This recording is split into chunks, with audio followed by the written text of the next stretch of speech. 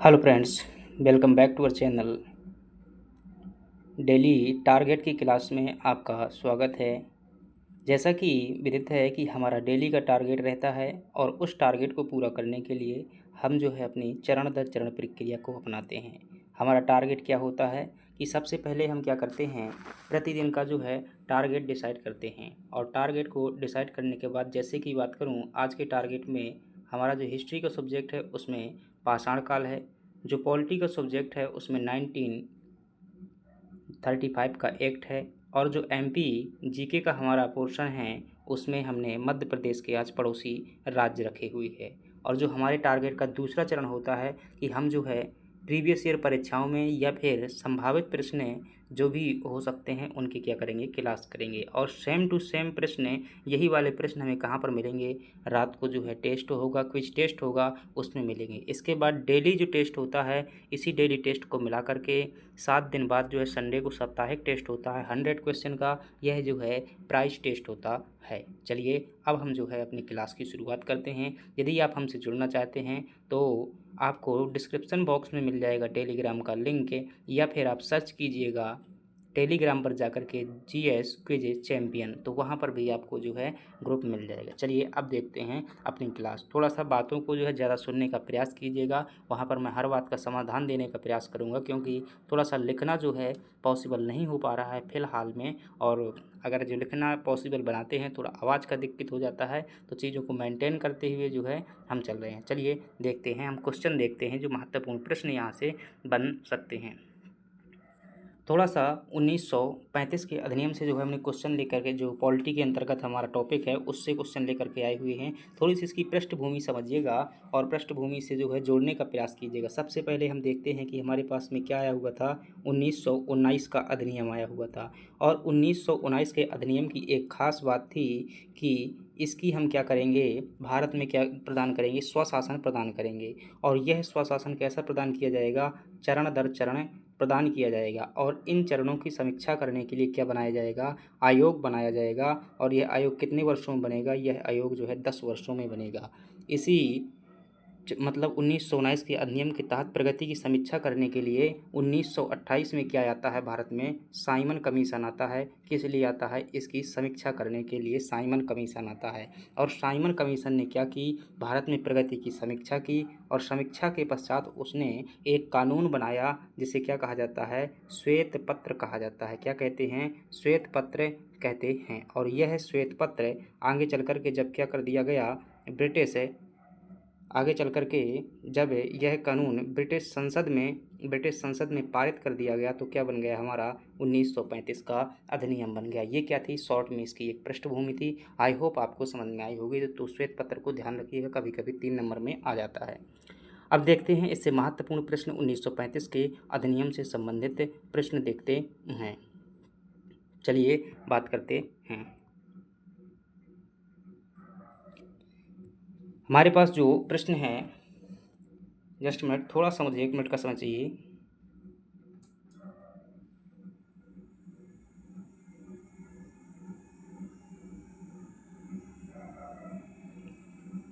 जब तक आप प्रश्न पढ़िएगा। प्रश्न है हमारे पास में कि निम्नलिखित में से किस एक अधिनियम द्वारा भारत में संघीय न्यायालय की स्थापना की गई थी। आप जानते हैं कि 1919 में जो है प्रांतों में थोड़ा बहुत जो है स्वशासन देने का प्रयास किया गया था। उसी के पश्चात है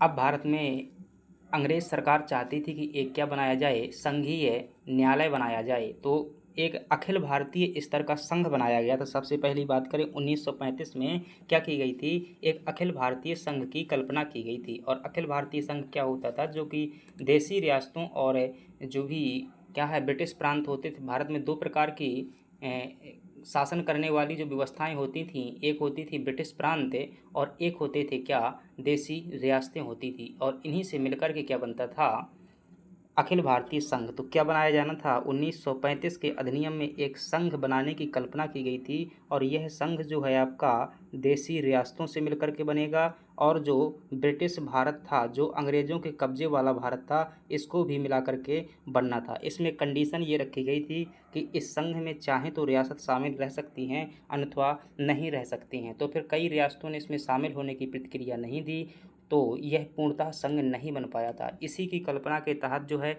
एक संघीय बैंक बनाए जाने का प्रावधान था और एक संघीय न्यायालय बनाए जाने का प्रावधान था। तो जब संघीय की बात आती है तो 1935 के अधिनियम में आती है और इसका सही जवाब क्या हो जाएगा? 1935 का अधिनियम तो यहाँ ऑप्शन में ही नहीं थे। इसका सही जवाब क्या हो जाएगा? ऑप्शन डी जो है इसका सही जवाब हो जाएगा। संघ ध्यान रखिएगा, यहाँ पर संघ का मतलब यूनियन नहीं होता था। क्या होता था यहाँ का? पर संघ का मतलब जो होता था फेडरेशन होता था। फेडरेशन का मतलब भी संघ होता है और यूनियन का मतलब भी क्या होता है? संघ होता है। लेकिन ये फेडरेशन ऐसा है, एक समझौते का परिणाम होता है जिसे तोड़ा जा सकता है, परंतु जो वर्तमान में भारतीय संघ है वह क्या है? एक यूनियन है, इसे तोड़ा नहीं जा सकता। तो इसका सही जवाब क्या हो जाएगा? Option D. बहुत सारे प्रश्न हैं, जितने भी प्रश्न टॉपिक से संबंधित पूछे गए हैं सभी प्रश्न लेकर के आए हुए हैं। तो समय लगेगा थोड़ा सा, मैं फास्ट करूँगा क्योंकि थोड़ा सा समय को भी देखना है। अगले प्रश्न की बात करते हैं। तो अगला प्रश्न है हमारे पास में, भारत में संघीय न्यायालय की स्थापना निम्नलिखित में से किस वर्ष की गई थी? तो अभी 1935 के अधिनियम के तहत जो न्यायालय बनाया जाना था उसकी स्थापना जो है 1937 में की गई थी और यह कहाँ पर की गई थी? तो ध्यान रखिएगा, यह स्थापना जो है कलकत्ता में की गई थी। चलिए अगले प्रश्न की बात करते हैं और अगला प्रश्न है हमारे पास में, ध्यान रखना ये क्वेश्चन का पीडीएफ तो आपको मिल जाएगा, लेकिन जो मैं यहाँ लिख रहा हूँ वो पीडीएफ आपको नहीं मिलेगा। केंद्र में द्वैध शासन किस अधिनियम के अंतर्गत स्थापित किया गया था? तो हमने 1919 का अधिनियम देखा था और 1919 के अधिनियम के तहत प्रांतों में द्वैध शासन क्या किया गया था? लगाया गया था, जिसके तहत हस्तांतरणीय विषय बनाए गए थे और क्या बनाए गए थे? आरक्षित विषय बनाए गए थे। परंतु 1935 के अधिनियम के द्वारा प्रांतों में द्वैध शासन क्या कर दिया गया? हटा दिया गया। और फिर क्या किया गया? ये हटाने के पश्चात केंद्र में द्वैध शासन लगा दिया गया था। तो केंद्र में द्वैध शासन किसकी विशेषता है? ये है 1935 के अधिनियम की, जबकि प्रांतों में द्वैध शासन किसकी विशेषता है? 1919 के अधिनियम की। अगले प्रश्न की बात करते हैं। अगला प्रश्न है हमारे पास में कि निम्नलिखित में से किस अधिनियम ने केंद्र में द्वैध शासन प्रणाली को स्थापित किया था? तो मुझे लगता है रिपीटेड प्रश्न है। केंद्र में द्वैध शासन जो है कहाँ पर आया हुआ था? ये आपका 1935 के अधिनियम के तहत है। अगली बात करते हैं, मोस्ट इंपॉर्टेंट प्रश्न है, आया हुआ प्रश्न है। देखिएगा सभी प्रश्न जो है आए हुए प्रश्न हैं, ये प्रीवियस ईयर क्वेश्चन उठाए गए हैं।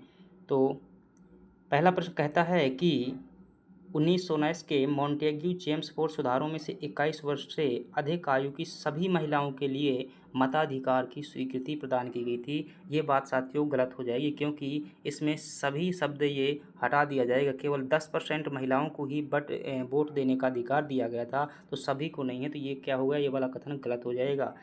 1935 दूसरा कथन देखिएगा कि 1935 के अधिनियम में विधानमंडल में महिलाओं को आरक्षित स्थानों का प्रावधान किया गया था। तो ये बात सही है, 1935 में महिलाओं के लिए क्या दिया गया था? रिजर्वेशन दिया गया था। तो इसमें केवल दूसरा कथन सही है। प्रश्न पूछ रहा है, यहाँ बहुत ध्यान देने की आवश्यकता होती है, कई बार यहाँ नहीं है पूछ रहा है, कई बार पूछता है। तो यहाँ पर पूछ रहा है सही है, तो केवल दूसरा ऑप्शन सही है। तो आपका सही जवाब क्या हो जाएगा? बी ऑप्शन हो जाएगा। नेक्स्ट बात करते हैं, अगला प्रश्न है हमारे पास में कि राष्ट्रपति को अध्यादेश निर्मित करने की शक्ति प्रेरित है। तो देखिए थोड़ा सा यहाँ पर भी चर्चा कीजिएगा, सभी प्रश्न आए हुए हैं। अगर पूछे कि पहली बार अध्यादेश जारी करने की शक्ति कब दी गई थी, तो ध्यान रखिएगा प्रथम बार जो है गवर्नर जनरल को अध्यादेश जारी करने की शक्ति 1861 के अधिनियम में दी गई थी। लेकिन जो भारतीय संविधान में राष्ट्रपति को अध्यादेश जारी करने की शक्ति प्रदान की गई है वह 1935 के अधिनियम से है और यहाँ पर 1861 का अधिनियम ऑप्शन में भी नहीं है। तो आपका सही जवाब क्या हो जाएगा? बी ऑप्शन हो जाएगा। अगली बात करते हैं कि निम्नलिखित में से किस अधिनियम द्वारा संवैधानिक निरंकुशता का सिद्धांत प्रवर्तित किया गया था? तो ये था आपका 1935 के अधिनियम के तहत है। इसका मतलब क्या होता है? थोड़ा सा देखिएगा कि जो संवैधानिक निरंकुशता के सिद्धांत है, इसका मतलब क्या है? इसका मतलब है कि एक ऐसा मतलब संवैधानिक व्यवस्था जिसमें कोई अंकुश न लगाया जा सके, तो वो व्यवस्था किससे बनाई गई थी? 1935 के नियम से बनाई गई थी। क्यों? क्योंकि जो अधिकार होते थे वो सभी अधिकार किसके पास में रख दिए गए थे? केंद्र सरकार के पास में, यानी कि जो ब्रिटिश सरकार थी भारत में उसके पास में रख दिए गए थे। और प्रांतों को क्या कर दिया गया था? स्वतंत्र कर दिया गया था। जो वहाँ के मतलब भारतीय लोग उसमें शामिल होते थे विधायिका में, तो उन्हें तो शामिल कर लिया गया था, लेकिन अधिकार नहीं दिए गए थे। तो उनके पास में कुछ पूछने और सरकार पर अंकुश लगाने का अधिकार नहीं था। इसीलिए तो जवाहरलाल नेहरू ने कहा था कि एक ऐसी गाड़ी है ये जिसके मतलब ब्रेक तो बहुत सारे लगे हुए हैं, इंजन भी नहीं है उसमें, तो इसी कारण से यह टिप्पणी की हुई थी। तो निरंकुशता का मतलब क्या हो? जिस पर रोक ना लगाई जा सके। क्यों? क्योंकि पावर ही नहीं किसी के पास में थी, पूरी पावर का केंद्रीकरण कर दिया गया था। 1935 का अधिनियम का सही जवाब हो जाएगा। अगली बात करते हैं। अगला प्रश्न है कि भारत के संविधान में केंद्र और राज्यों के बीच किया गया शक्तियों का विभाजन मुख्यतः किसकी अनुशंसा पर आधारित है? जो भारत सरकार, भारत के जो संविधान हैं इसमें जो क्या किया गया, शक्तियों का विभाजन किया गया है, ये किसकी अनुशंसा यानी किस अधिनियम पर आधारित है? तो इसमें क्या आएगा? आपका जवाब है तो मिंटो मार्ले मिंटो सुधार, ये सभी का जो का पूरा जो है आपका भारत के संविधान में। देखो मैं बात करूं कि जो भारत का संविधान बना हुआ है वो भारत का जो यानी कि लगभग 65% हिस्सा, क्या 65% हिस्सा किससे ले लिया गया है? सीधा सीधा भारत शासन अधिनियम 1935 से लिया गया है। तो यदि कुछ भी नहीं बनता है कि कहाँ से लिया गया है, किस पर आधारित है, कोई अधिनियम की बात आती है तो 1935 लगा दीजिएगा, वहाँ पर सही हो जाएगा। चलिए अगली बात करते हैं दोस्तों। बहुत महत्वपूर्ण प्रश्न है, प्रीवियस ईयर प्रश्न है, जो इसी प्रकार के प्रश्न पूछे जा रहे हैं। हम टॉपिक से उसी टॉपिक से वही प्रश्न उठा रहे हैं। अगली बात करते हैं। निम्नलिखित में से कौन सा भारत सरकार अधिनियम 1935 की मुख्य विशेषताओं में शामिल नहीं है? क्या पूछ रहा है? विशेषताओं में शामिल नहीं है। प्रांतीय स्तर पर द्विसदनीय विधानमंडल, ठीक है, ये बना हुआ था, पहले से तो बना रहा। अप्रत्यक्ष रूप से प्रांतीय विधानमंडलों को क्या दिए गए थे? अधिकार दिए गए थे। अप्रत्यक्ष रूप से प्रांतीय विधानमंडलों को अधिकार दिए गए थे। प्रांतीय प्रशासन को संघीय संरचना का रूप दिया गया था, तो ये तो सही संघीय शासन था। इसमें भारत शासन में द्वैध शासन भारत शासन में द्वैध शासन प्रणाली को समाप्त किया गया था। तो हाँ, जो प्रांतों में द्वैध शासन प्रणाली लगी हुई थी, कहाँ पर? 1919 के अधिनियम के तहत जो प्रांतों में द्वैध शासन प्रणाली लगाई गई थी उसको क्या कर दिया गया था? यहाँ पर हटा दिया गया था और केंद्र में लगा दिया गया था। तो ये भी क्या हो जाएगा? आपका सही हो जाएगा। तो पूछ रहा है हमसे कौन सा सही नहीं है, तो आपका सही जवाब हो जाएगा क्या? ऑप्शन बी जो है सही जवाब हो जाएगा। नेक्स्ट प्रश्न की बात करते हैं। और अगला प्रश्न है हमारे पास में कि संघीय व्यवस्था और ढांचे की स्थापना, एक संघीय व्यवस्था और ढांचे की स्थापना भारत में लागू की गई थी। तो ये पूछ रहा है किस अधिनियम के माध्यम से? तो जब भी संघीय शब्द का आए तो उसका सीधा सा जवाब क्या हो जाएगा? 1935 का जो है अधिनियम जो है संघीय के मामले में, इसका सही जवाब हो जाएगा। अगली बात करते हैं। और अगला प्रश्न है हमारे पास में कि अखिल भारतीय महासंघ स्थापित करने का प्रावधान सम्मिलित किया गया था। जो अखिल भारतीय महासंघ है तो किस में शामिल किया गया था? जब अखिल भारतीय महासंघ संघ की बात आए तो क्या बात करोगे आप? 1935 के अधिनियम की बात कर लोगे। अगली बात करते हैं। निम्नलिखित में से किस अधिनियम में भारत में संघीय शासन व्यवस्था का बीजारोपण किया गया था? तो संघीय शासन जब भी आता है तो आप क्या कर देंगे? 1935 कर देंगे। थोड़ा थोड़ा अंतर के साथ में क्या आते हैं, आपसे प्रश्न पूछे जाते हैं, तो आप ध्यान रखिएगा कि किस प्रकार से प्रश्न है। ये सभी प्रश्न जो है बड़ी बड़ी परीक्षाओं में पूछे जा रहे हैं और सभी परीक्षाओं में पूछे जाने की संभावना भी हमेशा ही बनी रहती है। आएगा, थोड़ा मोड़ा चेंजेस होकर के आएगा जिस प्रकार से यहाँ पर आपको देखने को मिल रहे हैं। चलिए अगले प्रश्न की बात करते हैं। और 13 नंबर का प्रश्न है कि 1935 के अधिनियम द्वारा स्थापित संघीय संघ में सम्मिलित किया गया था। किसको सम्मिलित किया गया था? केवल ब्रिटिश भारत को, केवल देशी रियासतों को, ब्रिटिश भारत और देशी रियासतों दोनों को सम्मिलित किया गया था। ध्यान रखिएगा। इसमें शर्त रखी गई थी कि दोनों शामिल हो सकते हैं अगर चाहें, अगर नहीं चाहे मतलब चाहते तो ना शामिल हों। तो इसमें दोनों को शामिल करने के लिए कहा गया था। अगली बात करते हैं। अगला प्रश्न है हमारे पास में कि निम्नलिखित में से कौन सा एक भारत शासन अधिनियम 1935 में किया गया प्रावधान देश के लिए बहुत महत्वपूर्ण और स्थायी महत्व का नहीं है? ध्यान रखिएगा, क्या पूछ रहा है? स्थायी महत्व का नहीं है। तो ध्यान रखिएगा क्या क्या प्रावधान था जो उसमें नहीं था, महत्वपूर्ण नहीं है। विधानमंडल के निर्वाचित जवाबदेह प्रतिनिधि, ये तो है भाई, अभी भी निर्वाचन चलता है तो ये महत्वपूर्ण है। संघीय न्यायालय की स्थापना, वर्तमान में भी संघीय न्यायालय है, सर्वोच्च न्यायालय दिल्ली में, ये भी है। विधानमंडल के लिए सरकारी सदस्यों का नामानिर्देशन, ये भी सही है। लेकिन लिखित संविधान ये जो है हमने कहाँ से लिया हुआ था? अमेरिका के संविधान से जो है ये ग्रहण किया हुआ है कि भारत का संविधान लिखित हो। ब्रिटेन में तो लिखित संविधान अभी तक भी नहीं है। अगली बात करते हैं तो इसका फर्स्ट ऑप्शन सही हो जाएगा। 1935 का भारत शासन अधिनियम क्यों अधिक महत्वपूर्ण है? इसने भारत को स्वतंत्रता दी, इसने भारत को स्वराज दिया, इसने भारत को संघीय व्यवस्था दी, इसने भारत को स्वतंत्रता का मार्ग प्रशस्त किया। तो क्यों महत्वपूर्ण है, आप सोचिएगा कि किस प्रकार से प्रश्न आ सकता है। तो थोड़ा सा फंसाने वाला प्रश्न है। इसने स्वतंत्रता का मार्ग प्रशस्त किया था। कैसे प्रशस्त किया था? क्योंकि एक तरफ तो इसने क्या कर ली थी, अपने पास जो है केंद्र में पूरी की पूरी शक्ति रख ली हुई थी, बाकी भारतीयों के पास में शक्ति ही नहीं थी, तो क्या करने लगे, विरोध करने लगे। और दूसरी बात जो है प्रांतीय स्तर पर इसने क्या कर दी थी, स्वायत्तता प्रदान कर दी थी। तो प्रांतीय स्तर पर भारतीयों के जो भारत के राजे रजवाड़ों ने क्या कर लिए, चुनाव आयोजित किए 1937 में, और निर्वाचन के कारण क्या हो गया, और वो मतलब मुख्यमंत्री बन गए।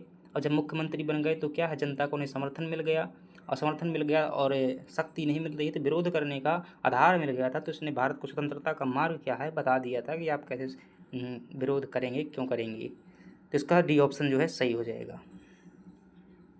अगला और लास्ट प्रश्न है भारतीय राजनीति का कि निम्नलिखित अधिनियमों में से किस अधिनियम के परिणाम स्वरूप वर्मा भारत से अलग हुआ था। तो 1935 के अधिनियम से ही जो है वर्मा का कानून अलग बनने लगा था और भारत का कानून जो है अलग बनने लगा था। इसी को क्या कहा गया कि वर्मा भारत से अलग हुआ। वर्मा भारत का पहले कभी हिस्सा नहीं था। हालांकि जो पहले कानून बन करके आते थे वो दोनों के लिए एक ही आते थे, लेकिन इसके पश्चात से क्या होने लगे, अलग अलग कानून बनने लगे थे।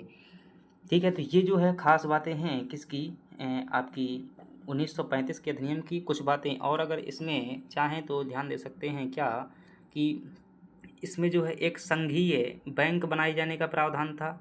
क्या, संघीय बैंक बनाए जाने का प्रावधान था, जो कि पहले कलकत्ता में बनाया गया था रॉयल कमीशन की सिफारिश पर। कई बार प्रश्न आ जाता है, जैसे आज रिजर्व बैंक कहते हैं, वो यही बैंक था, बाद में उसका नाम बदल कर दिया गया था। और 1935 के अधिनियम में और अगर कुछ खास बातें की जाएँ तो इसमें जो है बनाए गए थे 11 प्रांत बनाए गए थे। जो ये संघ बनाया गया था 11 प्रांत और 562 देशी रियासतें थीं इस संघ में, जो 1935 के अधिनियम से। तो ये प्रश्न भी कई बार आ जाता है। तो इस प्रकार से हमारा 1935 का अधिनियम खत्म हुआ। चलिए हम देखते हैं अपना अगला, एक ही क्लास में आज देख लेते हैं सभी। अब है हमारे पास में इतिहास का पोर्शन है, और इतिहास में जो हमारा आज का टॉपिक है वो क्या है, पाषाण काल। आज हम पूरा पाषाण काल देखेंगे, क्वेश्चन के माध्यम से ही देखेंगे। थोड़ा सा यहाँ पर समझ लीजिएगा कि जो पाषाण काल है, पाषाण काल का मतलब क्या होता है, एक ऐसा समय जहाँ पर पत्थर का जो है बहुतायत रूप में उपयोग किया जाता था और मानव जीवन के अहम हिस्से के रूप में पत्थर का प्रयोग होता था। उस काल को क्या कहा जाता है, पाषाण काल कहा जाता है। पाषाण काल को जो है साथियों 3 भागों में विभाजित किया गया है। पहला पुरापाषाण काल, दूसरा मध्य पाषाण काल और तीसरा नवपाषाण काल। ये 3 भागों में पाषाण काल को विभाजित किया गया है। पुरापाषाण काल में जो है मनुष्य क्या था, जंगल में रहता था, केवल शिकारी था। इस काल के आते आते उसने क्या कर दिया, पशुपालन करना प्रारंभ कर दिया और सर्वप्रथम कुत्ता को जो है अपना पशु बनाया हुआ था, पालतू पशु बनाया हुआ था। और इस टाइम तक नवपाषाण काल तक आते आते वह कृषि करना सीख गया था और स्थायी जीवन जीने लगा था। ये जो पुरापाषाण काल है इसे पुनः 3 भागों में बांटा जाता है। इसे कहेंगे उच्च पुरापाषाण काल, मध्य पुरापाषाण काल, नव पुरापाषाण काल। ये थोड़ा सा मैंने यहाँ पर लिखा नहीं हुआ है, यहाँ पर आगे शब्द लगा लेंगे उच्च पुरापाषाण काल, यहाँ पर होगा मध्य पुरापाषाण काल और यहाँ पर होगा नव पुरापाषाण काल।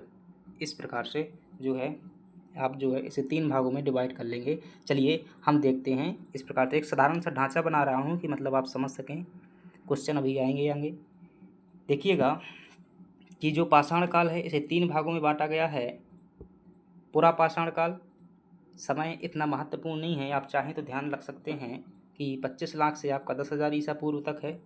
और इस काल की जो मुख्य विशेषता है, ये प्रश्न में आता है कि वह शिकार व फल संग्रह पर जीवन आश्रित करते थे। अभी वह जो है स्थायी जीवन जीने का समय नहीं था इनका। ये वृक्षों में रहते थे, अपना शिकार करते थे और वहीं पर गुफाओं वगैरह में क्या है सो जाते थे। मध्य पाषाण काल की जो महत्वपूर्ण विशेषता है, ध्यान रखिएगा, माइक्रोलिथ इसे कहते हैं। मतलब कि यहाँ पर जो पत्थर के औजार पहले इतने बड़े बड़े होते थे उनमें धार लगा ली गई और छोटे छोटे उपकरण प्रयोग में लाए जाने लगे। इससे क्या हुआ, छोटे उपकरणों को फेंकने में आसानी हुई और निशाना जो है इनका अच्छा लगने लगा, जिससे क्या हुआ, इनका विकास हुआ। तो सूक्ष्म औजार और पशुपालन इस काल की महत्वपूर्ण विशेषता थी। पशुपालन की शुरुआत भी वहीं हुई थी। और जो नवपाषाण काल में है इसमें कृषि और पशुपालन जो है बहुत अच्छे तरीके से होने लगा था। स्थायी जीवन की शुरुआत, ये प्रश्न आ जाता है कि स्थायी जीवन की शुरुआत कब से हुई थी, तो आप क्या बताएंगे, नवपाषाण काल। क्यों? क्योंकि अगर आप कृषि करेंगे तो आपके पास में कुछ ना कुछ उत्पादन होगा, और उत्पादन के बाद जो अनाज वगैरह निकलेगा उसको संरक्षित करने के लिए आपको एक क्या होगी, घर की आवश्यकता होगी, और उसको सुरक्षा करने के लिए कुछ लोगों को भी रखना पड़ेगा। आपको जो है दरवाजे लगाने पड़ेंगे, ताला लगाना पड़ेगा, तो इससे क्या हो गया, उनका स्थायी घर बन गया। अब जो है थोड़ा सा और देख लेते हैं कि जो हमारा पुरापाषाण काल था, पाषाण काल को हमने 3 भागों में बांटा, पुरापाषाण काल, मध्यपाषाण काल और नवपाषाण काल। अब पुरापाषाण काल को पुनः 3 भागों में बांटा गया है। वो कौन कौन से हैं? आदि पुरापाषाण काल, मध्य पुरापाषाण काल और उत्तर यानी कि बाद का या उच्च पुरापाषाण काल, इसी को बोल देते हैं। ये पाषाण काल के ही 3 भाग हैं, तो इन्हें आप चाहें तो पढ़ सकते हैं। लेकिन इसमें जो खास बात है, देखिएगा, जो ये वाला काल है, इसमें जो है 2 संस्कृतियाँ हुई थी। एक हुई थी आपकी सोहन घाटी संस्कृति। क्या हुई थी? सोहन घाटी संस्कृति। और ये कहाँ पर थी? पंजाब में थी। इसी से अभी आज जो है मेंस में प्रश्न दिया हुआ था मैंने कि चॉपिंग टेबल संस्कृति क्या है, तो वो सोहन घाटी में ही विकसित हुई थी। और एक थी आपकी मद्रास संस्कृति। क्या थी? एक थी आपकी मद्रास संस्कृति। मद्रास संस्कृति ये कहाँ पर थी? तमिलनाडु में थी। और यहीं पर जो है पहली बार हस्तकुठार उपकरण जो है रॉबर्ट बुशफोर्ड द्वारा खोजे गए थे। उत्तर पुरापाषाण काल, ये आप जो है पढ़ लीजिएगा। अब हम देखते हैं आगे के प्रश्न देखते हैं। देखने से पहले थोड़ा सा कुछ नाम ये ध्यान दे लीजिएगा, यहाँ पर मैं लिख देता हूँ, क्योंकि ये जो है महत्वपूर्ण है, आपको ध्यान रखने हैं। एक नाम है आपके पास में रॉबर्ट ब्रुसफोर्ड। क्या नाम है? रॉबर्ट ब्रुसफोर्ड। ये कई बार प्रश्न परीक्षा में आ जाता है, रॉबर्ट ब्रुसफोर्ड। रॉबर्ट ब्रुसफोर्ड को क्यों याद करना है? क्योंकि इस व्यक्ति ने 1863 में, कब? 1863 में पल्लवरम नामक स्थान पर, कहाँ? पल्लवरम नामक स्थान पर, जो कि वर्तमान में कहाँ पर पड़ता है? तमिलनाडु में पड़ता है। यहाँ पर पहली बार पत्थर के उपकरण खोजे थे। इसलिए प्राग ऐतिहासिक काल का जनक आपसे पूछ लिया जाए किसे कहते हैं, तो रॉबर्ट ब्रुसफोर्ड को कहा जाता है। किसे? प्राग ऐतिहासिक काल का जनक है, पूरे के पूरे जो पाषाण काल का जनक किसे कहते हैं? इसी को कहते हैं। और दूसरी बात, एक व्यक्ति है C.L. कार्लाइल। C.L. कार्लाइल, इसे जो है हम क्या कहते हैं? मध्य पाषाण काल का जनक कहा जाता है। इसे क्या कहा जाता है? मध्य पाषाण काल का क्या कहते हैं? इसे जनक कहते हैं। क्यों? क्योंकि इसने विंध्य प्रदेश में जो है छोटे उपकरण खोजे थे, और इसी ने मध्य पाषाण काल को माइक्रोलिथिक एज कहा था, यानी कि सूक्ष्म पाषाण काल कहा था। तो ये 2 नाम आप ध्यान रखिएगा, मध्य पाषाण काल का जनक ये हो जाएगा, और रॉबर्ट ब्रुसफोर्ड जो है उसे पाषाण काल का जनक कहेंगे या प्रागैतिहासिक काल का जनक कहेंगे। चलिए अब बात करते हैं, अपने प्रश्नों की बात करते हैं। हमारे पास में पहला प्रश्न है, पुरातात्विक प्रमाणों के अनुसार पशुपालन का आरंभ कब हुआ था? तो आपका जवाब क्या होगा कि जो पुरातात्विक प्रमाण थे उनका पशुपालन का आरंभ क्या हुआ था? तो हमने देखा था कि सबसे जो पहले का था उसमें मनुष्य क्या होता था? शिकारी होता था। और जो मध्य का पाषाण काल था उसमें पशुपालन करना सीख गया था। और पशुपालन में सबसे पहले जिस जानवर को पालतू पशु बनाया हुआ था वो कौन था? कुत्ता था। और ये वाला जो है नवपाषाण काल है, इसमें क्या हुआ था? मनुष्य ने कृषि करने का कार्य प्रारंभ किया था। तो आपका सही जवाब क्या निकल करके आएगा कि जो मध्य पुरापाषाण काल है उसमें मनुष्य ने पशुपालन का कार्य प्रारंभ किया था। अगले प्रश्न की बात करते हैं।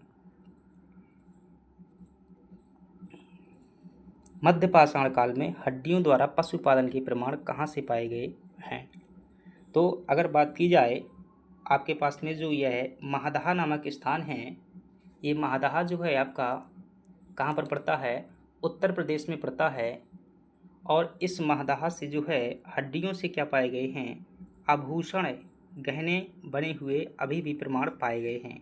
तो हड्डियों से जो है पशुपालन के प्रमाण कहाँ पर पाए गए हैं? जैसे क्या होगा भाई, आभूषण मिला, कोई कान का या गले का पहनने वाला आभूषण मिला, और उसे DNA से चेक किया गया कि यह जो है हड्डी किसकी है? कुत्ता की हड्डी है या बैल की हड्डी है, गाय की हड्डी है। तो पता चल गया कि लोग क्या बनाते थे? इन्हें पशुपालन के रूप में उपयोग करते थे पशुओं का।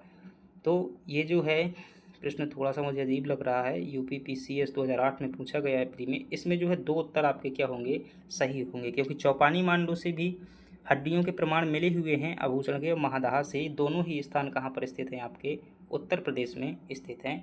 चलिए हम बात करते हैं, अगले प्रश्न की बात करते हैं। और अगला प्रश्न है हमारे पास में 5 नंबर का कि किस मध्य पाषाण काल स्थल से हड्डी के औजार प्राप्त हुए हैं? तो आपका जवाब यहाँ पर फिर क्या हो जाएगा? यही हो जाएगा, महादाह हो जाएगा आपका, और सराय नहर भी हो जाएगा। उसमें क्या बताया हुआ था, सॉरी थोड़ा सा, सराय नहर। इसका सही जवाब होगा आपका ऑप्शन जो है सी सही होगा, महादाह। बस चौपानी मांडो जो है इसलिए इम्पोर्टेंट है क्योंकि यहाँ से आपसे पूछे कि विश्व में प्राचीनतम प्राचीनतम मृदभांड के साक्ष्य कहाँ से प्राप्त हुए हैं? तो आपका जवाब क्या होगा? चौपानी मांडो होगा। और महादाह से हड्डियों के साथ, सराय नहर से भी हड्डियों के साक्ष्य प्राप्त हुए हैं। तो यहाँ पर क्या हो जाएगा आपका, हड्डी के औजारों की बात की गई है तो महादाह, और आपका क्या हो जाएगा? सराय नहर। ये आपके क्या हो जाएंगे? दोनों ऑप्शन क्या है? सही हो जाएंगे। चलिए अब हम अगले प्रश्न की बात करते हैं। अगला प्रश्न है, किस मध्य पाषाण काल स्थल से हड्डी निर्मित आभूषण मिले हुए हैं? हड्डी निर्मित आभूषण है तो आपका क्या हो जाएगा? ये हो जाएंगे 2 ऑप्शन, सराय नहर और महादाह, आपके ये सही जवाब हो जाएंगे। अगली बात करते हैं, 5 नंबर का प्रश्न है कि निम्नलिखित मध्य पाषाण स्थलों को भौगोलिक दृष्टि से पश्चिम से पूर्व की ओर क्या करना है? आपको लिखना है। कैसे लिखना है? पश्चिम से पूर्व की ओर लिखना है। यहाँ पर एक मैप की आवश्यकता थी, मैंने मैप नहीं लगाया हुआ है। तो अब देखिएगा, महादाह जो है आपका कहाँ पर हो जाएगा? ये उत्तर प्रदेश में हो जाएगा। और लेखहिया जो है यह भी आपका उत्तर प्रदेश में स्थित है। तो ये प्रश्न यूपी का होना चाहिए। इसका सही जवाब हो जाएगा आपका सी ऑप्शन जो है इसका सही हो जाएगा। पैसा नहीं, इसका थोड़ा सा यहाँ पर ऑप्शन गलत लिखा हुआ है क्योंकि यहाँ पर जो है पैसरा है सही जवाब। क्या है ये? पैसरा यहाँ पर होना चाहिए। तो आपका सही जवाब क्या हो जाएगा? ऑप्शन सी हो जाएगा। अगली बात करते हैं, किस स्थल से एक ही कब्र से 3 मानव कंकाल मिले हुए हैं? तो पहले क्या होती थी, जो मनुष्य दफनाया जाता था प्राचीन काल में मान्यता होती थी, अभी भी ये मान्यता है कि दादाजी जो है जीवन भर के लिए स्वर्ग में जा रहे हैं तो उनको सुपारी खाने की ज़रूरत होती थी, तम्बाकू खाने की ज़रूरत होती थी। तो कई बार उनके जो बटुआ होता था उसको साथ में रख दिया जाता था जहाँ दफनाया जाता था। अगर उन्हें अपने कुत्ता से बहुत ज़्यादा प्यार होता था, वो बहुत प्यार करते थे, तो कुत्ते को भी साथ में क्या कर दिया जाता था? गाड़ दिया जाता था। अगर किसी को बकरे से प्यार है तो उसको भी गाड़ दिया जाता था। कई बार जो है 3-3 लोगों को भी एक ही कब्र में दफनाया गया था। तो 3 मानव कंकाल एक साथ दफनाए जाने के जो प्रमाण मिले हैं वो हमें कहाँ से मिले हुए हैं? हमें ये दमदमा नामक स्थान से जो है 3 मानवों को एक साथ दफनाए जाने के प्रमाण मिले हुए हैं। अगले प्रश्न की बात करते हैं कि नवपाषाण काल में सबसे पहले किस अन्न का उत्पादन हुआ था? तो फ्रेंड्स, अगर इसकी बात की जाए कि सबसे पहले किस अन्न का उत्पादन हुआ था तो ध्यान रखिएगा, इसका जो है सबसे प्रथम उत्पादन किया गया था। इसके बाद गेहूं और धान भी आ जाते हैं। तो ये जो है प्रथम फसल थी। प्राचीन काल में से यव कहा जाता था, यव। अगली बात करते हैं, थोड़ा सा यहाँ पर एक बात और ध्यान रख लीजिएगा, यव के जो है प्रथम प्रमाण मिलते हैं, लेकिन जो अभी कुछ समय पहले क्या है, एक स्थल है भारत में ही है, लहुरा देव आई थिंक नाम है, यहाँ से 9000 साल पुराने जो है चावल के साक्ष्य जो है प्राप्त हुए हैं। लेकिन ये अभी रिसर्च लेवल पर बात चल रही है, सभी किताबों में देखने को नहीं मिलता है। अगली बात करते हैं, मानव सभ्यता का सर्वप्रथम साक्ष्य किस घाटी से प्राप्त हुआ था? तो ये हुआ था आपका मध्य प्रदेश की नर्मदा घाटी से प्राप्त हुआ था। अगर स्थान की बात की जाए तो ये स्थान है हथनौरा नामक स्थान से प्राप्त हुआ था, और यह स्थान मध्य प्रदेश के जो है सीहोर जिले में स्थित है। 1982 का समय था और अरुण सोनकिया ने इसकी खोज की थी। किसने की थी? अरुण सोनकिया ने इसकी खोज की थी। यह है होमो इरेक्टस प्रजाति का, होमो इरेक्टस प्रजाति का जो है मानव था, होमो इरेक्टस प्रजाति का मानव था। अगली बात करते हैं, अगला प्रश्न है कि भारतीय उपमहाद्वीप में कृषि के प्रारंभिक साक्ष्य जो है कहाँ से प्राप्त होते हैं? देखिए, अगर सामान्य किताबों में देखेंगे तो आपका सही जवाब क्या होगा? मेहरगढ़ होगा। यहाँ से जो है 7000 साल पहले के साक्ष्य जो है यहाँ से प्राप्त होते हैं, और यह स्थल जो है जम्मू कश्मीर में स्थित है। और जो ये है आपका लहुरा देव है, यहाँ से 9000 साल पुराने जो है साक्ष्य प्राप्त होने की क्या मिलती है, चर्चा मिलती है। यह उत्तर प्रदेश में स्थित है।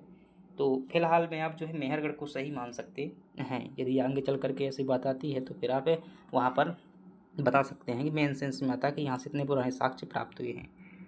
अगली बात करते हैं कि भारतीय उपमहाद्वीप में कृषि के प्राचीनतम साक्ष्य प्राप्त हुए हैं। तो देखो यहाँ पर मेहरगढ़ भी ऑप्शन में है और ये भी ऑप्शन में है, और यह जो है यूपीपीसीएस में ही पूछा गया है। तो मेहरगढ़ इसका जो है क्या माना गया है, सही जवाब माना गया है। लहुरा देव से 9000 साल साक्ष्य धान के साक्ष्य प्राप्त हुए हैं। अगली बात करते हैं कि भारतीय उपमहाद्वीप में कृषि के प्रारंभिक साक्ष्य कहाँ से प्राप्त हुए हैं। तो इसका फिर से जवाब क्या हो जाएगा, आपका मेहरगढ़ जो है हो जाएगा। इसी प्रकार से थोड़ा थोड़ा चेंज करके क्वेश्चन जो है आते रहते हैं। उत्तर प्रदेश की सांस्कृतिक विरासत के संदर्भ में विचार कीजिएगा। लहुरा देव से प्राचीनतम धान के प्रमाण प्राप्त हुए हैं। हाँ, प्राप्त हुए हैं। आपके 9000 साल जो है पुराने साक्ष्य प्राप्त हुए हैं।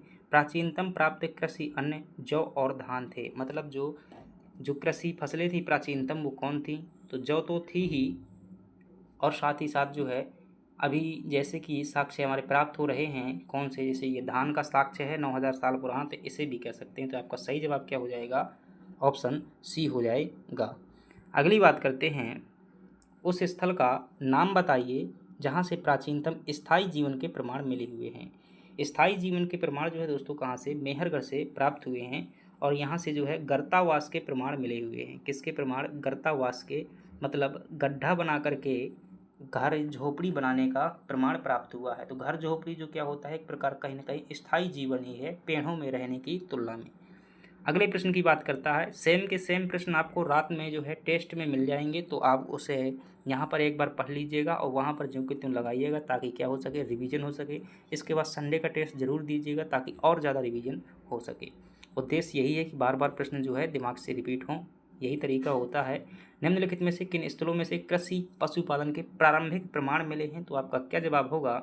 अब देखिए यहाँ पर कोल्डी हवा है तो इसके सही जवाब हो जाएगा। कोल्डी हवा जो है 3 स्थल हैं आपके, एक हो जाएगा मेहरगढ़। मेहरगढ़ से जो है प्राचीनतम कृषि के प्रमाण मिलते हैं। एक है आपका लहुरा देव, लहुरा देव है, और एक जो है आपका वो कौन सा है, कोल्डी हवा। इनमें से कोई भी ऑप्शन में आता है तो आप ध्यान दीजिएगा, प्राचीनतम स्थल है जहाँ से कृषि के प्रमाण प्राप्त हुए हैं। यूपीपीसीएस 2018 का प्रश्न है। अगली बात करते हैं, हमारे पास में प्रश्न है कि किसे चालकोलिथे युग कहा जाता है। तो ध्यान रखिएगा, इंग्लिश में इसी को जब कन्वर्ट करेंगे तो चालकोलिथे एज निकल करके आएगा। ताम्रपाषाण युग को कहा जाता था। ये वह समय है जब मनुष्य क्या करता था, तांबा प्लस पत्थर दोनों का प्रयोग करने लगा था। अभी ताम्रपाषाणकालीन संस्कृतियाँ जो है आपसे मेंस में आहड़ संस्कृति के बारे में पूछा जा चुका है, तो थोड़ा सा मैं चर्चा कर दूंगा इसमें। अगली बात करते हैं कि आहड़ सभ्यता के बारे में निम्न कथनों पर विचार कीजिएगा। ये है, देखिए मेंस में एमपीपीएससी का जो मेंस हुआ था उसमें ये 5 नंबर में पूछा गया है। शायद बालाथल संस्कृति, आहड़ संस्कृति, गिलिंद संस्कृति, ये सभी की सभी क्या हैं, जो है आपकी ताम्रपाषाणकालीन संस्कृतियाँ हैं। अभी हम देखेंगे आगे चल करके ताम्रपाषाण का टॉपिक लेंगे तो वहाँ पर इसकी व्यापक चर्चा होगी और ज़्यादा समझ में आएगा। यहाँ पर जो है आप क्वेश्चन देख लीजिएगा। तो ये जो है आहड़ जो है, थोड़ा सा अगर यहाँ चाहें तो हम समझ भी सकते हैं, थोड़ा समय लगेगा और का। तो ये आहड़ जो है, आहड़ एक क्या थी, नदी थी, और ये बनास नदी की शायद सहायक नदी है। ये राजस्थान में स्थित थी और इसी नाम का जो है गांव था, आहड़ नाम का ही। यहाँ के लोग जो है तांबा में जो है बहुत कुशल थे, मतलब तांबा के उपकरण बनाने में, बर्तन बनाने में, तांबा को गलाने की यहाँ पर भट्टियाँ पाई गई हैं। तो इसका जो है एक अन्य नाम हमें देखने को मिलता है, शायद ये 3 नंबर में क्वेश्चन बहुत अच्छा हो सकता है, ताम्रवती। ताम्रवती, ताम्रवती शायद आपसे पूछ ले कि क्या है, तो आहड़ का एक अन्य नाम है जो कि तांबा गलाने से संबंधित है, राजस्थान में स्थित है, ताम्रपाषाणकालीन स्थल है। तो देखिएगा, आहड़वासी तांबा गलाना जानते थे, बिल्कुल सही जवाब है, ये जानते थे। ये लोग चावल से परिचित नहीं थे, ये बात गलत है। क्यों, क्योंकि चावल जब पहले से चल रहा है तो भारत में चावल के 9000 साल पुराने साक्ष्य हैं तो इससे परिचित रहे हैं ये, तो ये बात गलत लिखी हुई है यहाँ। धातु का काम आहार वासियों की अर्थव्यवस्था का साधन था, बिल्कुल सही जवाब है। ये तांबा को गला करके क्या बनाते थे, बर्तन बनाते थे। यहाँ पर लाल रंग के मृदभांड मिले हैं जिन पर सामान्यतः सफ़ेद रंग की ज्यामितीय आकृतियाँ उकारी गई। मृदभांड क्या होते थे, बर्तन होते थे, ठीक है, तो ये भी सही है। तो इसका गलत कौन सा है, दूसरा है, हमें देखना है दूसरा किस ऑप्शन में नहीं है। तो इसमें भी है तो ये गलत हो जाएगा, ये भी गलत हो जाएगा, सी ऑप्शन। तो आपका सही जवाब क्या होगा, पहला सही है तो पहला इसमें नहीं है, गलत हो जाएगा। तो पहला ऑप्शन क्या हो जाएगा आपका, सही हो जाएगा। अगली बात करते हैं और अगला हमारे पास में प्रश्न है कि निम्नलिखित में से किस पुरा स्थल पर पाषाण संस्कृति से लेकर हड़प्पा संस्कृति तक की सांस्कृतिक आवृत्ति पाई गई। मतलब एक ऐसा स्थान जो पाषाण काल से लेकर के हड़प्पा काल तक जो है चलता रहा था, तो उस स्थान का नाम बताना है। ये स्थान कौन सा है दोस्तों, ये है आपका मेहरगढ़ नाम का जो है यह स्थान है, क्योंकि कालीबंगन तो बहुत बात का है, कोटदेवी बात का, आलमगिरी, सभी तीनों के तीनों स्थान सिंधु घाटी सभ्यता में पढ़ेंगे। अगला प्रश्न है कि नौदा टोली का उत्खनन किसने किया था। तो नौदा टोली का उत्खनन जो किया था ये एच.टी. संकालिया ने किया था।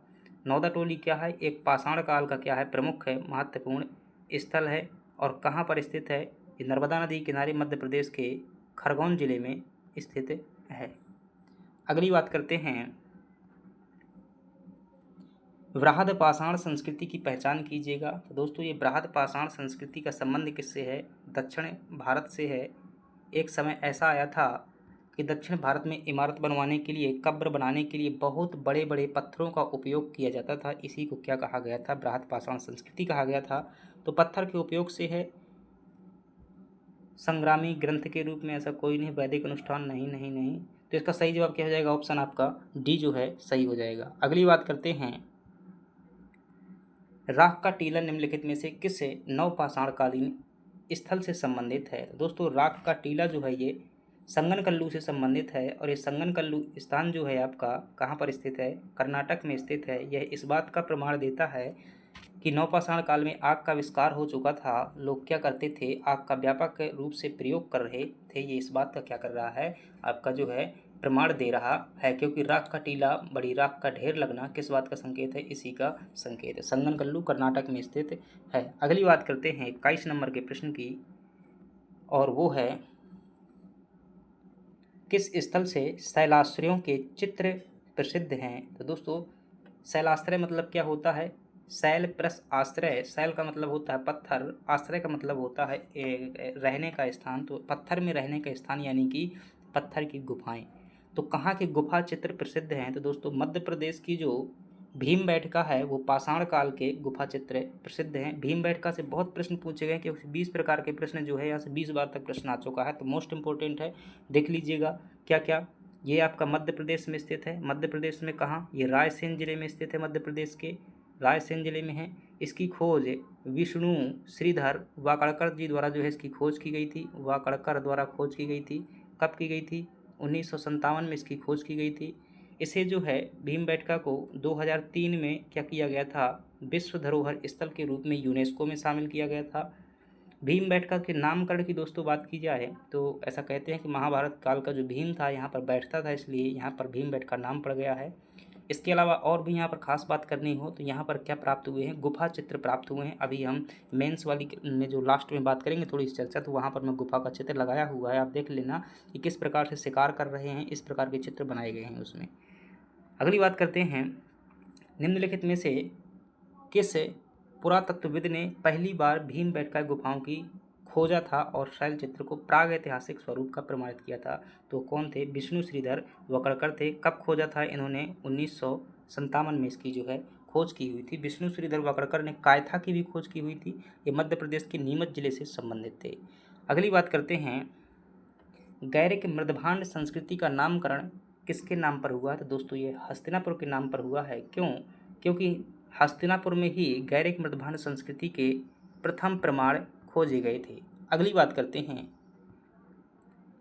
अगला है हमारे पास में कि दक्षिण भारत में महाराष्ट्र के लोग मकानों के छत व फर्श को चमकाने के लिए किस तरह के पत्थर का प्रयोग करते थे। तो दोस्तों यह है उत्तर से दक्षिण दिशा की ओर जो है प्रयोग करते थे। सीधा सा बात है दोस्तों कि यह है इनकी बनावट की संरचना कैसी होती थी, उत्तर से दक्षिण की ओर होती थी। अगली बात करते हैं, निम्नलिखित में से बहुत सारे प्रश्न हैं, अगर इनको हर एक प्रश्न को डिटेल में कराया जाएगा तो यह 2 से 3 घंटा में हो जाएगा। हालांकि ऐसा नहीं है, करा नहीं सकते हैं भाई, करा सकते हैं, लेकिन थोड़ा सा समय की सीमा को समझते हुए हम क्या कर रहे हैं, सिर्फ प्रश्न कर रहे हैं, ताकि 2 बार आपका रिवीजन हो सके। आप सीधे रात में टेस्ट देंगे तो वहाँ पर नवीन प्रकार के प्रश्न लगेंगे, लेकिन यहाँ पर अगर एक बार सुन लेते हैं तो कुछ ना कुछ समझ में आ ही जाएगा।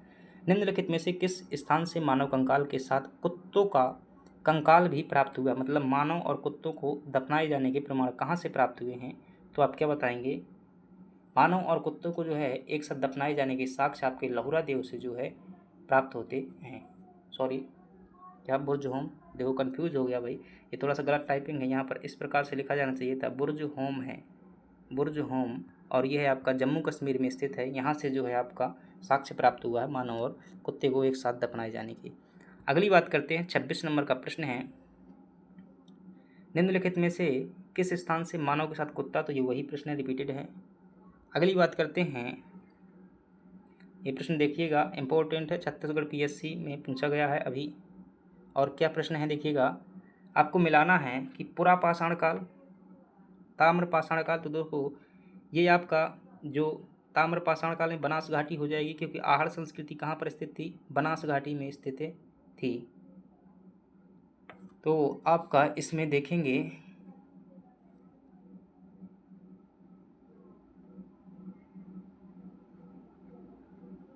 थोड़ा सा एक प्रश्न जो है अजीब प्रकार का लग रहा है, सोहन, इसको ऐसे मिला दिया, बनास घाटी हो जाएगी ताम्र पाषाण काल से। पुरा पाषाण काल की आपकी ये संस्कृति हो जाएगी कौन सी, सोहन नदी घाटी संस्कृति कब की है, हमने देखा था पुरा पाषाण काल में। और क्योंकि वहीं पर जो ये संस्कृति, तो ए का तीसरा देखिए कहाँ पर दिया हुआ, एक ही ऑप्शन में दिया हुआ है, तो आपका बी ऑप्शन सही बन रहा है। तो ए का तीसरा, बी का चौथा, मध्य पाषाण काल में, ठीक है, बनास घाटी लगा देंगे अगर।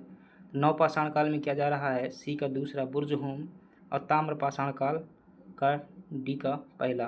तो ये गलत दिया हुआ है, तो आप इस प्रकार से मिलाइएगा भाई, पुरा पाषाण काल तो सोहन नदी घाटी में क्या हुई थी, आपकी सोहन संस्कृति विकसित हुई थी, ये हो जाएगा। ताम्र पाषाण का उनका वनस्पति बनास घाटी, ये भी 100% सही हो जाएगा। और नव पाषाण काल में आप कहाँ पहुँच जाएंगे, भीमबेटका जो है यहाँ पर पुरा पाषाण काल से लेकर नव पाषाण काल तक के जो है प्रमाण प्राप्त हुए हैं। तो हो सकता है ये प्रश्न छत्तीसगढ़ पीएससी ने बाद में डिलीट किया हो, या फिर एक से इसमें थोड़ा सुधार किया हो, तो आप देखिएगा। अगली बात करते हैं, अगला प्रश्न है, ये भी आपका 2023 में आया हुआ प्रश्न है कि मिलाना है, तो आपकी जो गुड़ियाम गुफा है ये कहाँ पर स्थित है, तमिलनाडु में स्थित है। तो डी नंबर का दूसरा ऑप्शन कहाँ दिया हुआ है, इसमें बस दिया हुआ, तो आपका डी ऑप्शन सही हो जाएगा। ईसापुर जो है, ईसापुर ये आपका कहाँ पर स्थित है, कर्नाटक में स्थित है ईसापुर, और डिडवाना हो जाएगा राजस्थान में, और निवासा हो जाएगा महाराष्ट्र में, ठीक। तो आपका डी ऑप्शन जो है सही हो जाएगा। अगली बात करते हैं, विश्व में किस शैलाश्रय से सर्वाधिक मानव कंकाल प्राप्त हुए हैं, तो जो लेखहिया संग्रहालय है, ये मतलब शैलाश्रय है, रहने का स्थान है, यहाँ सर्वाधिक मानव कंकाल प्राप्त हुए हैं, उत्तर प्रदेश के अंतर्गत ये आता है, विंध्याचल पहाड़ियों में।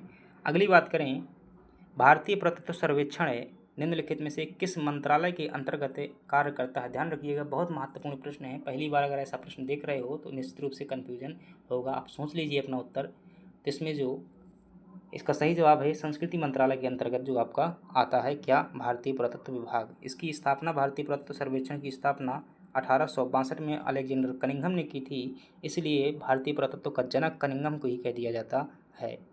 अगली बात करते हैं, भारतीय पुरातत्व का जनक किसे कहा जाता है, तो ये प्रश्न भी हमने जो है बात कर ली है, कनिंघम को कहा जाता है। क्यों कहा जाता है, क्योंकि इन्होंने शुरुआत की थी। अगली बात करते हैं, राष्ट्रीय मानव संग्रहालय कहाँ पर स्थित है, तो जो है राष्ट्रीय मानव संग्रहालय शुरुआत में तो दोस्तों दिल्ली में स्थित था, लेकिन वहाँ जगह न होने की वजह से इसे 1982 से जो है भोपाल में ट्रांसलेट कर दिया गया था। वर्तमान में जो है इसे इंदिरा गांधी राष्ट्रीय मानव संग्रहालय कहा जाता है, और यह देश का क्या है, सबसे बड़ा मानव संग्रहालय है। अगली बात करते हैं, इसके वास्तुकार चार्ल्स कोरिया हैं। मानव संग्रहालय के संस्थापक निदेशक थे तथा प्रथम राष्ट्रीय मानव संग्रहालय कहाँ पर स्थित है, तो आपका प्रथम राष्ट्रीय मानव संग्रहालय जो है भोपाल में है। तो आपका सही जवाब क्या हो जाएगा, ए ऑप्शन हो जाएगा। ये क्या हुए हमारे इतिहास विषय के प्रश्न हो गए। अब थोड़ा सा हम मध्य प्रदेश के प्रश्न देख लेते हैं। आज का हमारा मध्य प्रदेश में टॉपिक था मध्य प्रदेश के पड़ोसी राज्य। तो आप यहाँ पर थोड़ा सा जूम करके देख लीजिएगा कि मध्य प्रदेश के कौन कौन से पड़ोसी राज्य हैं, प्रश्न यहाँ से बनते हैं। तो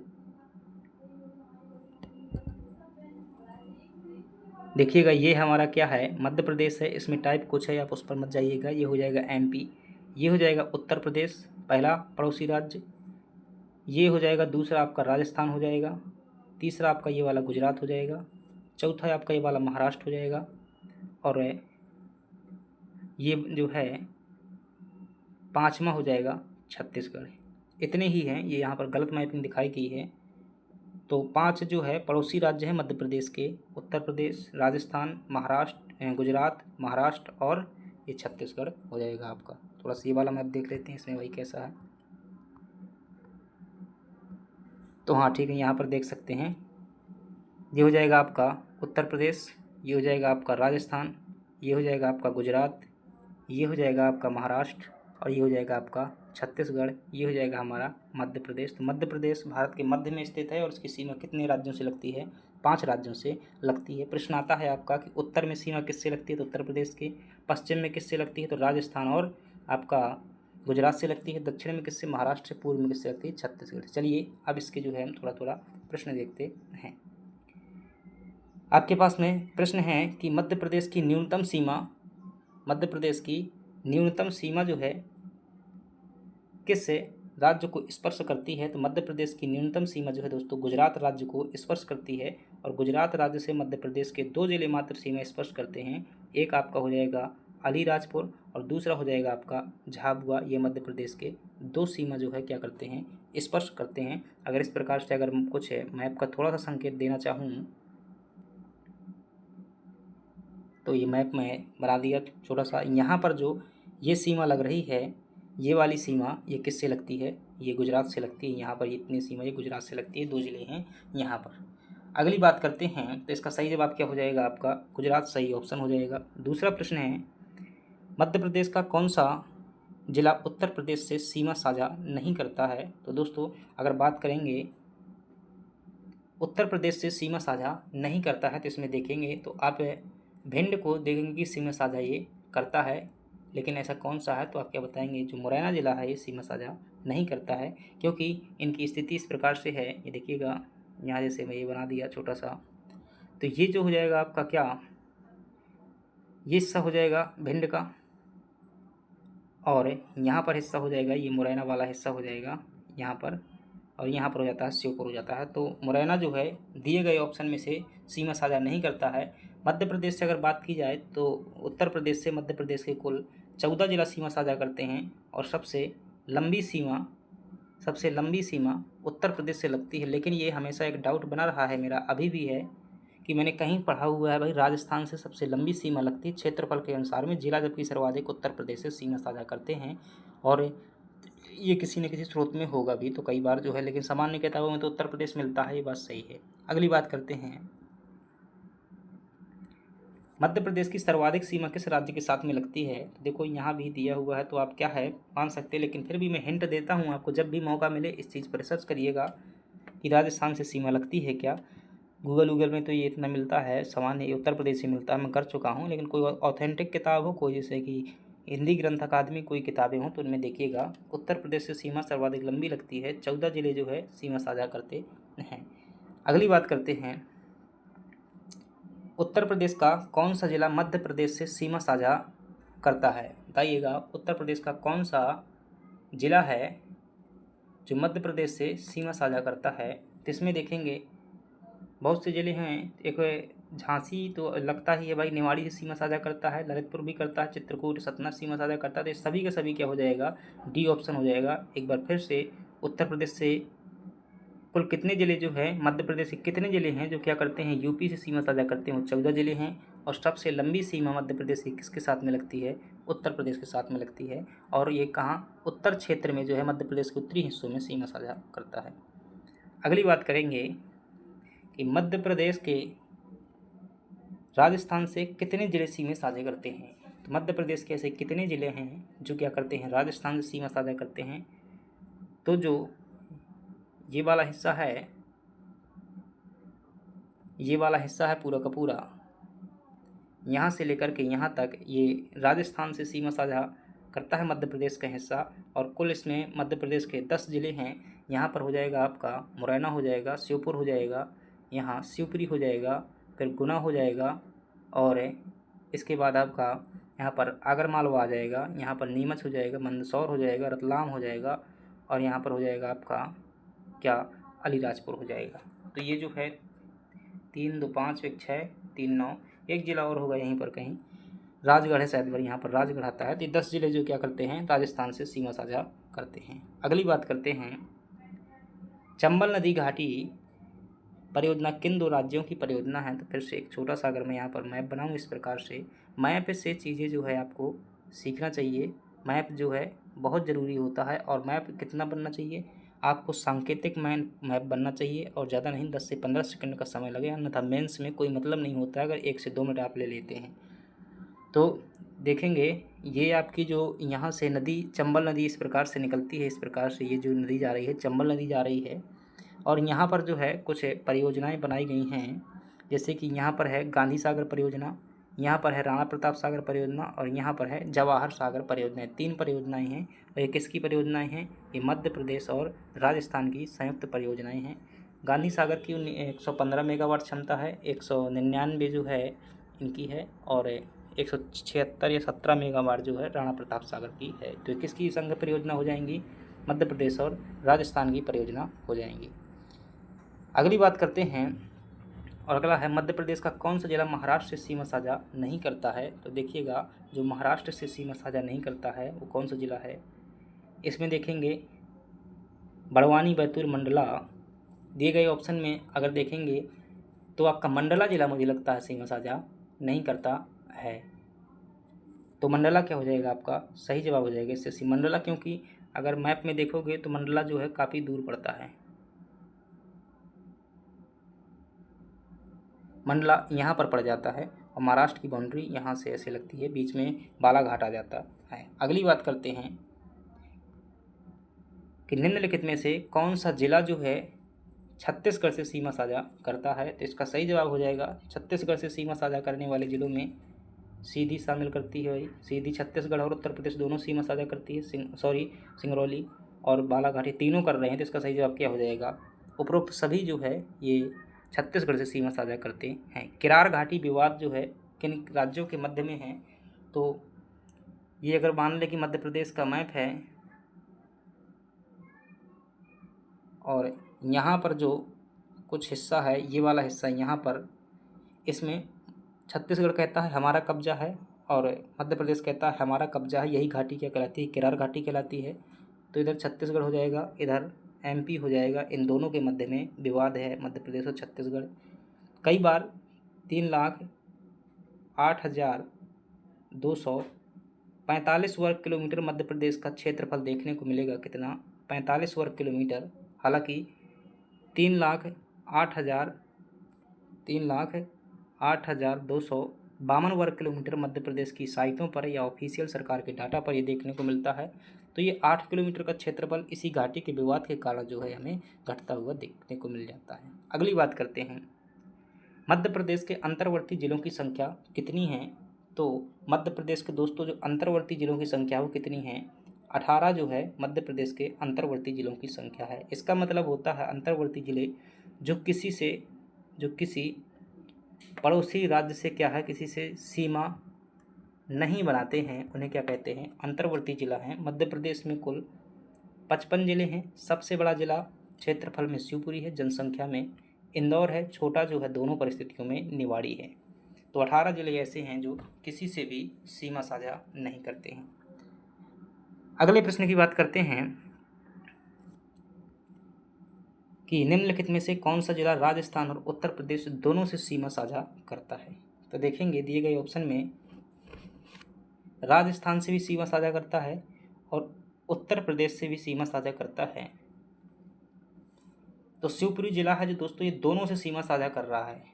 देखेंगे तो यदि मध्य प्रदेश का मैप ऐसा बनाओगे इस प्रकार से,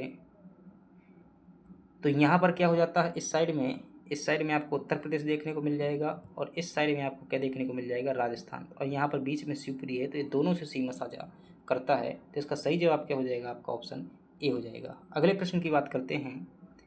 मध्य प्रदेश के ऐसे कुल कितने जिले हैं जो एक से अधिक राज्यों से सीमा साझा करते हैं? तो देखिएगा, मध्य प्रदेश में ऐसे कुल कितने जिले हैं जो एक से अधिक राज्यों से क्या कर रहे हैं, सीमा साझा कर रहे हैं? तो बताना है आपको। एक जिला हो जाएगा यहाँ पर भिंड जिला, जो उत्तर प्रदेश से भी सीमा साझा करेगा, यहाँ यूपी से भी सीमा साझा करेगा और यहाँ राजस्थान से भी सीमा साझा करेगा। एक यहाँ हो जाएगा अलीराजपुर जिला, जो कि यहाँ राजस्थान से सीमा साझा करेगा और इधर गुजरात से सीमा साझा करेगा। यहाँ पर हो जाएगा झाबुआ जिला, जो इधर गुजरात से सीमा साझा करेगा, इधर महाराष्ट्र से। यहाँ पर हो जाएगा बालाघाट, जो इधर छत्तीसगढ़ से सीमा साझा करेगा, इधर महाराष्ट्र से करेगा। और यहाँ पर हो जाएगा आपका एक सिंगरौली जिला, जो इधर यूपी से सीमा साझा करेगा, इधर छत्तीसगढ़ से। तो कुल कितने जिले हो गए, काउंट कीजिएगा। एक हो जाएगा आपका ये, एक हो जाएगा ये, एक हो जाएगा ये, तीन हो गए, ये हो जाएगा चार, ये हो जाएगा पाँच, और एक जिला यहाँ पर शिवपुरी है, जो उत्तर प्रदेश और राजस्थान से सीमा साझा करता है। तो कुल कितने जिले हैं?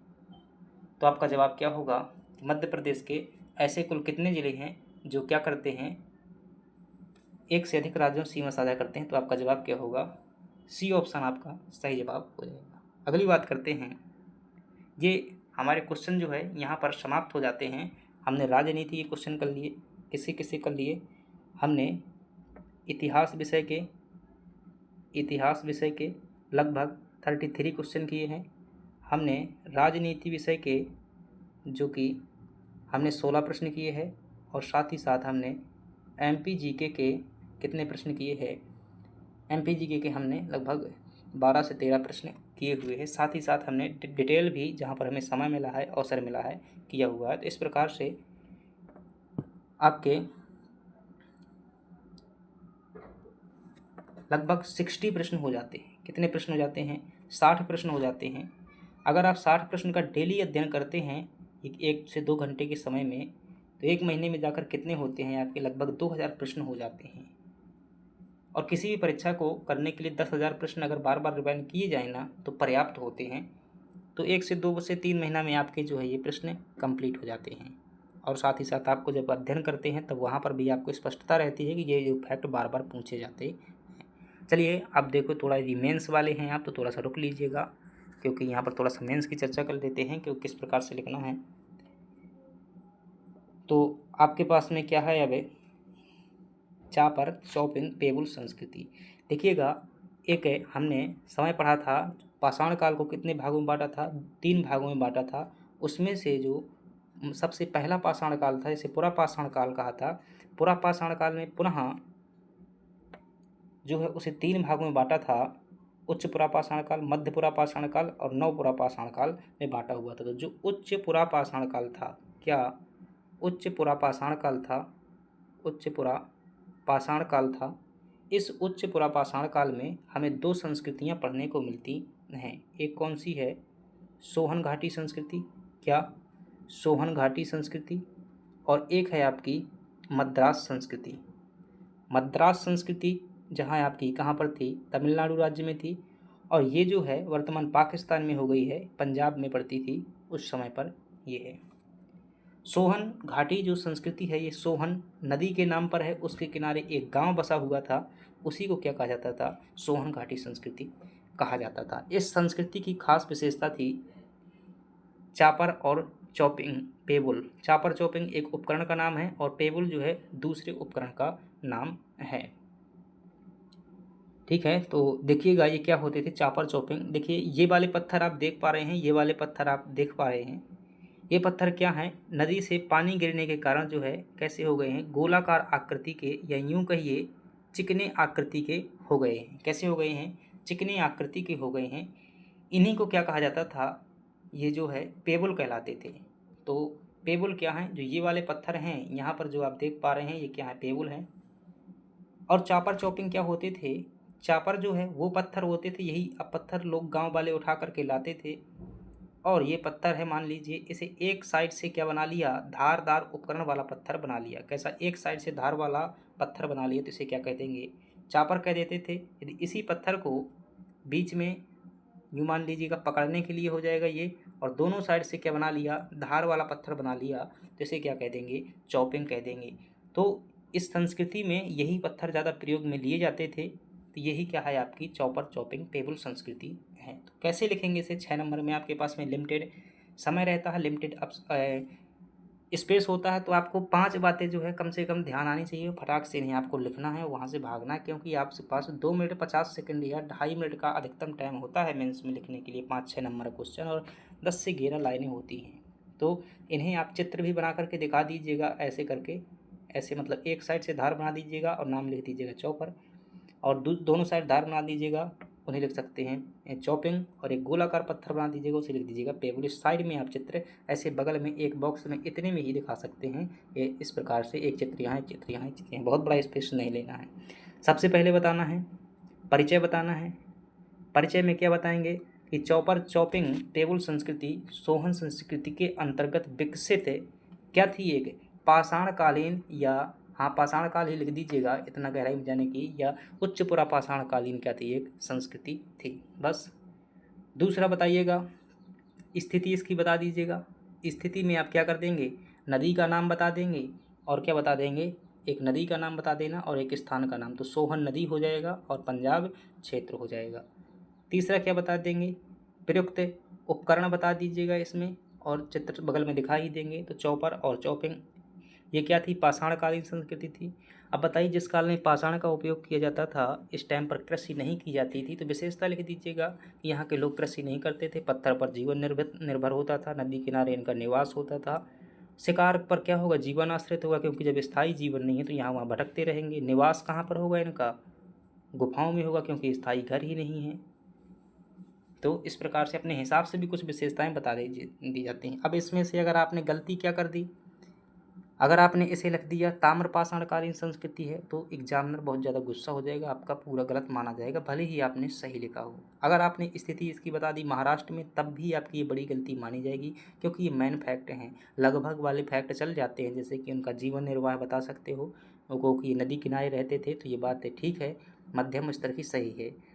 इसकी आप नदी का नाम गलत नहीं बता सकते हो, क्षेत्र का नाम गलत नहीं बता सकते हो, जो समय है वहाँ गलत नहीं बता सकते हो, उपकरण के नाम गलत नहीं बता सकते हो। यहाँ पर अगर सूक्ष्म उपकरण लिख दिया तो मध्य पाषाण काल की विशेषता है। इस प्रकार से ये आपको अंत में एक छोटा सा निष्कर्ष देना है एक लाइन का, कि जो भी आप निचोड़ जो निकाल सको वो हर व्यक्ति का अलग अलग हो जाता है। अगली बात करते हैं, मेंस का अगला एक 2 नंबर क्वेश्चन था, श्वेत पत्र। तो ये कहाँ से है, 1935 के अधिनियम से संबंधित है। तो जो साइमन कमीशन ने क्या किया था, जो साइमन कमीशन था उसने क्या कर दिया था, अपना एक प्रारूप तैयार किया था, और यही प्रारूप जो है किस रूप में जाना जाता है, श्वेत पत्र के रूप में जाना जाता है। जब इस प्रारूप को क्या कर दिया गया, संसद से पारित कर दिया गया, तो क्या बन गया था, हमारा 1935 का अधिनियम बन गया था। इतने में आपको 10 शब्द देने हैं, कुछ खास दे दो। तो पहली बात कह सकते हो कि साइमन कमीशन की रिपोर्ट पर आधारित, समय लिख सकते हो 1934 या 33 का समय लिख सकते हो। बाद में ब्रिटिश संसद द्वारा पारित, और एरो लगा करके कि संसद में ये पहुंचा, और फिर आगे एरो लगा देना 1935 का अधिनियम या कानून, क्योंकि कोई भी दस्तावेज कानून तभी बनता है जब कहीं की संसद उसे क्या कर देती है, पारित कर देती है। तो ये हो जाएगा आपका। अगली बात करते हैं भीमबेटका। देखिएगा तो बहुत महत्वपूर्ण है, प्री के लिए भी, मेंस के लिए, सबके लिए। भीमबेटका देखिएगा, ये चित्र थोड़ा सा और जूम करके दिखा देता हूँ, इसे देखिएगा। तो भीमबेटका जो है, यह एक पाषाण काल का स्थल है।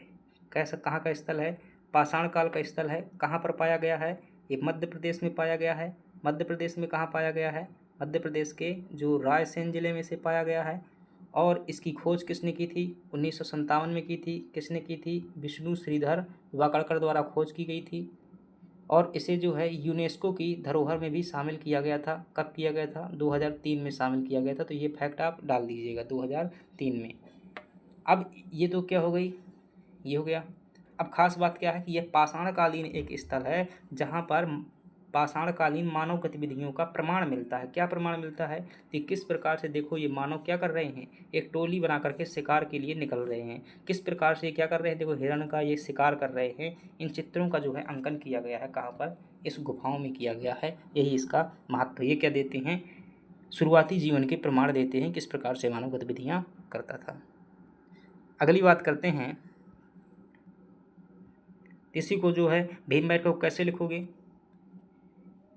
देखो, सबसे पहले इसका एक पॉइंट में परिचय बता दो, परिचय बता दो कि ये क्या है, गुफा थी एक। दूसरी, इसकी स्थिति बता दो, कहाँ पर स्थित थी। तीसरी, खोज बता दो। चौथी, इसका महत्व बता दो। पांचवी जो है इसकी कुछ एक विशेषता बता दो कि चित्रों का अंकन किया गया है, चित्रों के अंकन में जो है रंगों का प्रयोग किया गया है, चित्रों के अंकन में दृश्य किस चीज़ के बताए गए हैं, शिकार करने के, निवास के और सामान्य जीवन के ये दृश्य बताए गए हैं। अंत में क्या बता दो, निष्कर्ष बता दो। निष्कर्ष में क्या कर देना, यूनेस्को वाला पॉइंट शामिल कर देना कि इसके महत्व को देखते हुए अंतर्राष्ट्रीय संस्था यूनेस्को ने इसे विश्व धरोहर सूची में शामिल किया है ताकि यह आगामी रिसर्च का विषय बन सके। अगला है, मतलब हमारे पास में जो 11 नंबर का प्रश्न था कि पाषाण काल के प्रमुख स्थलों के बारे में बताइएगा। तो जब आप पाषाण काल के प्रमुख स्थल बताएंगे तो एक सांकेतिक मैप बनाएंगे और मैप में क्या कर देंगे, आप उन स्थलों को दर्शा देंगे। कितने स्थल बताना है, लगभग आपको जो है 10 नंबर का प्रश्न है तो 8 से ज़्यादा स्थल या 8 स्थल बता सकते हो। छोटा सा सबसे पहले परिचय रहेगा और फिर 8 स्थलों के बारे में क्या करेंगे, आप डिटेल बताएंगे और अंत में क्या बताएंगे, निष्कर्ष बताएंगे। और ऐसा बगल में एक मैप बना होना चाहिए, ज़रूरी नहीं है कि ऐसा एक सांकेतिक मैप बना होना चाहिए। उस मैप में जैसे यहाँ पर मैं स्थल बता देता हूँ, एक स्थल है बुर्ज-होम। ये भाषा थोड़ी सी अलग लिखी हुई है क्योंकि मैप थोड़ा सा टेक्निकल बनाया हुआ है। तो ये स्थल है बुर्ज-होम जो कि कहाँ स्थित है, जम्मू कश्मीर में हो जाएगा। ये स्थल है आपका मेहरगढ़ जो कि कहाँ पर स्थित है, उत्तर प्रदेश में स्थित है। प्राचीनतम जो है यहाँ से क्या प्राप्त हुए हैं, बुर्ज-होम से गर्तावास की भी साक्ष्य प्राप्त हुए हैं और आपके जो है गर्तावास के स्थायी जीवन के साक्ष्य प्राप्त हुए हैं। और बुर्ज-होम से ही यहाँ के क्या प्राप्त हुए थे, वो एकाधिक व्यक्तियों को दफनाए जाने के साक्ष्य प्राप्त हुए थे। उत्तर प्रदेश में है, यहाँ से जो है धान के जो है 9000 साल पुराने साक्ष्य प्राप्त हुए हैं। ये आपका हथनौरा है, हथनौरा जो है मध्य प्रदेश में स्थित है, यहाँ से नर्मदा मानव के साक्ष्य प्राप्त हुए थे। ये बागौर कहीं का हमारा कहीं दर्शाया हुआ है, ध्यान रखिएगा, ये मध्य प्रदेश में है हथनौरा जो कि नर्मदा मानव की प्राप्ति हुई थी। अरुण सोनकिया ने खोज की थी 1982 में। होमो इरेक्टस प्रजाति का मानव था, सीहोर जिले में स्थित है। ये जो बागौर स्थल है, बागौर ये वर्तमान में राजस्थान में स्थित है और यहाँ से भी सूक्ष्म पाषाण उपकरण प्राप्त हुए हैं। ये आदमगढ़ यहाँ पर दिखा रहा है, ये मध्य प्रदेश के होशंगाबाद जिले में स्थित है। कहाँ पर, मध्य प्रदेश के होशंगाबाद जिले में स्थित है। और यह जो है किस लिए जाना जाता है, यह जो पशुपालन के प्राचीनतम प्रमाण आपसे पूछा जाए कहाँ से प्राप्त हुए थे, तो आदमगढ़ से प्राप्त हुए थे। इतनी बातें आपको बता देनी है। कायथा भी आप बता सकते हैं, उज्जैन में स्थित है, मृदभांडों के लिए जाना जाता था। नौदा टोली बता सकते हैं, जो नौदा टोली है आपका ये कायथा देखिए यहाँ पर दिया हुआ है लेकिन ये बहुत दूर दर्शाया हुआ है, मध्य प्रदेश के आसपास आपको दर्शाना है। तो कायथा मध्य प्रदेश में हो जाएगा, नौदा टोली खरगोन में हो जाएगा। तो इस प्रकार से आप बता सकते हैं। ये हमारी क्या हो गई, आज की क्लास हो गई। चलिए धन्यवाद। यदि आपको आवश्यकता है तो ग्रुप में जुड़िएगा, वहाँ पर जो है डेली टेस्ट होता है।